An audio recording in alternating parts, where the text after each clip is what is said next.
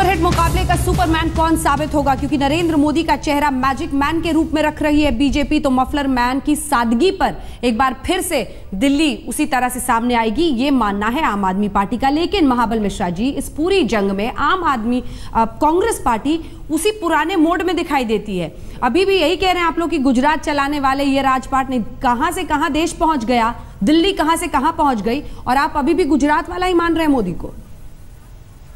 देखिए अंजना जी, मोदी जी मुख्यमंत्री नहीं होगा, देश के प्रधानमंत्री आदरणीय मोदी जी हैं, देश के प्रधानमंत्री। तो दिल्ली की जनता की बात, नब्ज की बात कल उस दिन बोले, जो हम मोबाइल पर हर आदमी को बिजली दे देंगे। क्या आप मैं पूछ सकता हूं, जहां इंफ्रास्ट्रक्चर बीएसएस का है या टाटा का है, उसमें दूसरा कंज्यूमर पहुंच सकता है? तो इस तरह की जानकारी की अभाव भी है। तो और जिस तरह से दिल्ली में क्या मोदी जी मुख्यमंत्री बनते तो मैं तो समझ में आती, तो दिल्ली को चलाना और नेता को, तो मुझे तो लगता है जो दिल्ली की नेता को सामने लाना चाहिए। जहां तक मैं श्रीमती सोनिया गांधी को बधाई देता हूं कि अजय माखन जिस जैसे अनुभवी नेता को उन्होंने कमान दिया है, ये स्वागत योग्य बात है। और अजय माखन जी समझदार व्यक्ति है, जो दिल्ली में पहलू को आज भूमि अधिग्रहण बिल की बात करें, जिस तरह से दिल्ली की जनता त्राई कर रहा भूमि अधिग्रहण बिल से, अजय माखन जी को बहुत समझदारी है। हाँ। तो इस तरह से दिल्ली की जनता मोदी जी को नहीं बल्कि दिल्ली की हाँ, ठीक है, जगदीश केजरीवाल साहब और बीजेपी के जो कौन नेता आ गया तो उनके बारे में सोचेगा। हाँ। बल्कि प्रधानमंत्री जी के बारे में नहीं सोचेगा। जगदीश मुखी जी, बात स्पष्ट है। जगदीश मुखी जी, देखिए, हाँ। महाबल मिश्रा जी ने दो बातें कही हैं। हाँ। एक तो अनाधिकृत कॉलोनी के बारे में पहले बात की इन्होंने। हाँ। मैं अदब के साथ इन्हें बतलाना चाहता हूं, दिल्ली के इतिहास में अब तक 2 बार अनाधिकृत कॉलोनी को नियमित किया गया है। एक 1970-71 के अंदर, एक 77 के अंदर। जब 70-71 में की गई थी तो उस समय विजय कुमार मल्होत्रा सीईसी थे दिल्ली के, और जब 77 में की गई थी उस समय केदारनाथ सानी सीईसी थे, और श्री सिकंदर बख्श जी हमारे अर्बन डेवलपमेंट मिनिस्टर थे। केवल 2 बार कॉलोनियां नियमित की गई हैं, तीसरी बार हमने अब नियमित की हैं, और कैबिनेट का प्रस्ताव पास करके 895 कॉलोनी इमीडिएट प्रभाव से नियमित हो गई। मैं यही कहना चाह रहा हूं, पहले हमने जनसंघ के नाते से, फिर जनता पार्टी के नाते से, और उसके पश्चात अब बीजेपी के नाते से कॉलोनियों को नियमित किया है। दूसरी बात जो कहना चाह रहा हूं, जो इन्होंने नरेंद्र भाई मोदी जी के बारे में कमेंट किए हैं, मैं अदब से इनके साथ बताना चाह रहा हूं कि ये टेक्निकली फिजिबल है और ये होगा, हम दिल्ली के अंदर करेंगे। कहीं भी आप बैठे हुए किसी भी कंपनी का आप कनेक्शन ले सकते हैं, ये सिस्टम डेवलप कर रहे हैं। जब तक ये कंपटीशन इन कंपनियों के अंदर नहीं होगा, जो यह जिस प्रकार की आज यहां पर धांधलेबाजी चल रही है कंपनियों की, वो समाप्त नहीं होगी। इसलिए ये जो कह रहे हैं पॉसिबल नहीं है, वो टेक्निकली बिल्कुल फिजिबल है और ये हम करके देने वाले हैं। तीसरी बात जो मैं कहना चाह रहा हूँ वो ये, तीसरी बात जो मैं कहना चाह रहा हूँ मैडम अंजना जी, मेरी बात सुन ले जरा। रामलीला मैदान मेरी पूरी बात सुन लीजिए, आखिरी पॉइंट सुन लेते हैं, फिर मेरी बात होने दीजिए जरा। ठीक है, रामलीला मैदान से 3 बड़े झूठ बोले गए। पहली बात, अमित शाह ने कहा कि संसद में उन्होंने कानून पारित किया है अनियमित कॉलोनीज को रेगुलराइज करने का, नियमित करने का। संसद से कोई भी कानून पारित नहीं हुआ। ये कहा था कि अनियमित कॉलोनीज को रेगुलराइज नहीं किया गया है। अगर कॉलोनीज रेगुलराइज हुई है तो आप ये बताइए अमित शाह जी ने ये कहा था कि कैबिनेट का फैसला किया गया है, पारित हो जाएगा। अमित शाह जी ने ये कहा था कैबिनेट का फैसला किया गया है। आप झूठ बोल रहे हैं, अमित शाह जी ने झूठ नहीं बोला था। मकान दे देंगे, आपने 5 बड़ी झुग्गी झोपड़ी तोड़ी है। 2022 में आप झुग्गी झोपड़ी को पक्के मकान में तब्दील करेंगे। तीसरे आपने झूठ बोला है, मुझे बात बोलने दीजिए। तीसरी बात आपने झूठ बोली कि आप दिल्ली में आज बिजली की कोई समस्या नहीं है, बिजली के दाम की समस्या है। मेरी बात सुन लेने दीजिए। जगदीश मुखी आपके नेताओं ने झूठ बोला है। आप ये बताइए, अनाधिकृत कॉलोनीज की रजिस्ट्री कब से शुरू हो जाएगी, लक्ष्य कब से पारित होने लगेंगे, कब से सड़क बन जाएंगी, कब से सीवर बन जाएंगे, कब से आप ये जो शीला दीक्षित झुंझुना देती थी वही लॉलीपॉप आज आप अनधिकृत कॉलोनी को लोगों को दे रहे हैं। आशीष खेतान जी, जाएंगी, कब से नक्शे पारित होने लगेंगे। आशीष खेतान जी, एक सवाल पूछ लूं आपसे। आपने 5 झुग्गी झोपड़ी तोड़ी है।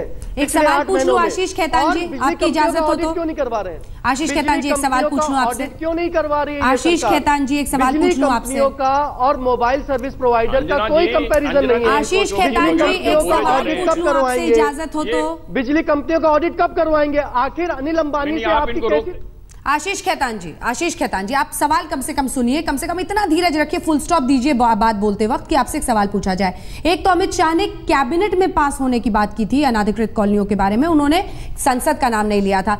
दूसरा सवाल जो मैं आपसे कर रही हूं, आप इनकी नीति पर या जो भी ये तरीका खोजने की कोशिश कर रहे हैं बिजली पर, उस पर तो कटाक्ष कर रहे हैं, लेकिन एक तरफ आप जनता से फंड लेकर चुनाव लड़ते हैं, सत्ता में आते हैं, फिर जनता के ही पैसे से सब्सिडी देकर बिजली के दाम घटा देते हैं, कोई विजन दिखता नहीं। इसकी जवाबदेही किसकी होगी? आप जनता को मिसलीड कर रहे हैं। ट्रांसको जो दिल्ली सरकार की कंपनी है, दिल्ली ट्रांसको जो ट्रांसमिशन करती है दिल्ली में बिजली का, उस कंपनी का इन्होंने भट्टा बैठा दिया था कांग्रेस सरकार ने। हमने 200 करोड़ रुपए की चेक दिल्ली ट्रांसको को लिखी है, और मैं एक जिम्मेदार पार्टी प्रवक्ता के तौर पर यह कह रहा हूं, मैं चैलेंज करता हूं बीजेपी को कि वो सिद्ध करके दिखाएं कि मैं जो बात कह रहा हूं वो सही नहीं है। दिल्ली ट्रांसको को, दिल्ली सरकार की कंपनी को हमने 200 करोड़ रुपए की चेक दी थी।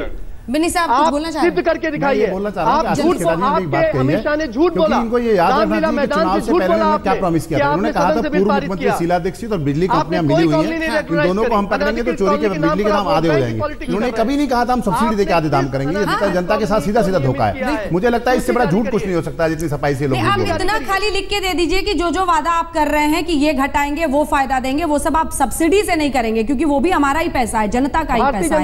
एक ब्रेक के बाद लौट रहे हैं, जवाब लेंगे आप? कम करेंगे। ब्रेक का सुपरमैन कौन? क्योंकि अब मुद्दों के साथ साथ शख्सियतों के इर्द गिर्द भी जंग आगे बढ़ रही है। तो चाहती हूँ जगदीश मुखी जी आप अपनी बात पूरी कर लें और एक एक करके हम बोलें, तब हम एक दूसरे को भी सुन पाएंगे। जगदीश मुखी जी, नहीं वो जो कह रहे हैं कि बिजली कंपनियों को ऑडिट करने की बात, इस पर एक सीधा स्पष्ट जवाब आप दीजिए। आशीष खेतान के सवाल में दम है, बिजली कंपनियों को ऑडिट करने के लिए क्या आप प्रतिबद्ध हैं? ये क्यों नहीं कराते? नहीं, हम प्रतिबद्ध हैं। ये तो पैदा नहीं होते उस समय हमने ये प्रतिबद्धता जाहिर की थी कि हम ऑडिट करेंगे इसका, हमने कहा था ये सब कुछ। मैं जो बात करने चाह रहा हूं कि ये इनको क्यों परेशानी होती है मैडम, मैं जानना चाहता हूं। पिछले 8 महीनों से बिजली कंपनियों का ऑडिट क्यों नहीं करवाया आपने? परेशानी किस बात कर रही होती है? जब हम मोदी जी की बात करते हैं इनको परेशानी क्यों होती है? वो देश के यशस्वी प्रधानमंत्री हैं, देश का मस्तक उन्होंने विश्व के अंदर बुलंदियों तक पहुंचाया है। ऐसे व्यक्ति जिन्होंने जनधन योजना शुरू की है, गरीब आदमियों ने 8.5 करोड़ खाते इमीडिएटली खोल लिए हैं। 1 साल का उनको आपको इंश्योरेंस और मिलता है।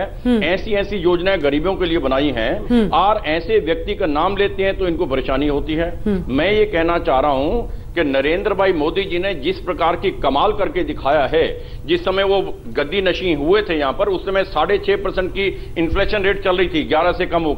आज 6.5% की रेट को 0% पर लाके खड़ा किया है। इतनी बड़ी उपलब्धि आर्थिक क्षेत्र के अंदर कभी देखने को नहीं मिली है। ऐसे यशस्वी प्रधानमंत्री का यदि हम नाम लेते हैं तो इनको परेशानी किस बात की होती है? हो गया, आपने अपनी बात बार बार कहते हैं दिल्ली की बात। मैं ये कहना चाह रहा हूँ हम दिल्ली के मुद्दों पर चुनाव लड़ेंगे। मैंने एक मुद्दा पहले बताया पानी का, मैं दूसरी बात कर रहा हूँ।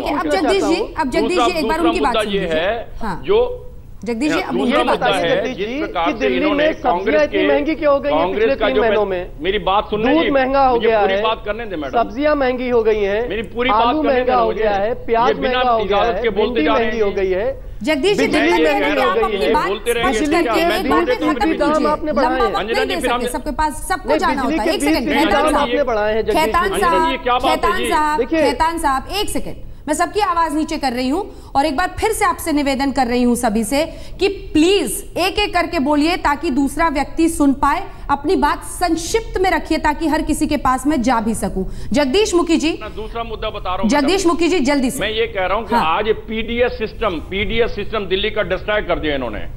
आप देखिए, खाद्य सुरक्षा अधिनियम बनने के बावजूद दिल्ली के अंदर ना राशन कार्ड है, ना उनको राशन मिलता है। ठीक है, चलिए। हम भारतीय जनता पार्टी की ओर से ये अश्योर कर रहे हैं, हम सत्ता में आएंगे तो राशन की दुकान पर राशन नहीं लेना पड़ेगा इन्हें। हम इन्हें कूपन जारी करेंगे, कहीं से भी अनाज खरीद सकेंगे और उस कूपन का पेमेंट जो है सरकार करेगी डायरेक्ट। इस प्रकार की व्यवस्था दिल्ली वासियों के लिए करेंगे। राशन की दुकानों पर ना खाना पड़े, ये हम आपको अश्योर कर रहे हैं। आशीष खेतान जी, ये मेरा दूसरी बात कर रहा हूँ। ये बताइए कि पिछले 8 सालों से भारतीय जनता पार्टी एमसीडी का करप्शन, जो करीब 4 से 5 हजार करोड़ रुपए का हर साल करप्शन होता है, वो भारतीय जनता पार्टी क्यों नहीं रोक पाई है? पिछले 8 महीनों से राष्ट्रपति शासन लगा है, भारतीय जनता पार्टी का शासन है दिल्ली में, बिजली के दाम 15% क्यों बढ़े हैं? पिछले 8 महीनों से महंगाई इतनी क्यों बढ़ी है? पिछले 8 महीनों से भ्रष्टाचार भारतीय जनता पार्टी दिल्ली में क्यों नहीं रोक पाई है? हर जगह भ्रष्टाचार है। एमसीडी के दफ्तर में भ्रष्टाचार है, जल निगम में भ्रष्टाचार है, पुलिस में भ्रष्टाचार है। दिल्ली जल निगम को क्यों नहीं ठीक कर पाए हैं और पीडीएस को क्यों नहीं ठीक कर पाए? पिछले 8 महीनों से क्या कर रहे थे? अब जब चुनाव सर पे खड़ा है तो अब ये बड़े बड़े वादे कर रहे हैं। 8 महीनों में इन्होंने अनाधिकृत कॉलोनी के लिए क्या किया? जवाब ले लेते हैं। कितनी सड़कें बनाई, कितने सीवर बनाए? और दिल्ली पर मास्टरी किसकी है? दिल्ली पर मास्टरी अरविंद केजरीवाल की है। हमने जो कहा था वो किया था। हमने 50 आपसे निवेदन है प्लीज आखिरी प्रतिक्रिया के लिए मुझे आने दो मेहमान को। महाबल मिश्रा जी, आखिरी सवाल आपसे। अजय माकन करिश्मा कर देंगे? इन दो शख्सियतों को देखिए और अजय माकन, अगर सर्वे करेंगे तो शायद दिल्ली के सभी लोग उनको पहचानते भी नहीं होंगे। नहीं, ऐसी बात नहीं है। अजय माकन दिल्ली में बिजली मंत्री भी रहे हैं, स्पीकर भी रहे हैं, छात्र नेता भी रहे हैं और जानी पहचानी चेहरा केंद्रीय मंत्री रहे हैं। ये बहाना कहना गलत होगा जो उनको नहीं पहचानता होगा। दिल्ली के वो पैदा लिए दिल्ली में, इसलिए सब जानते हैं। जहां तक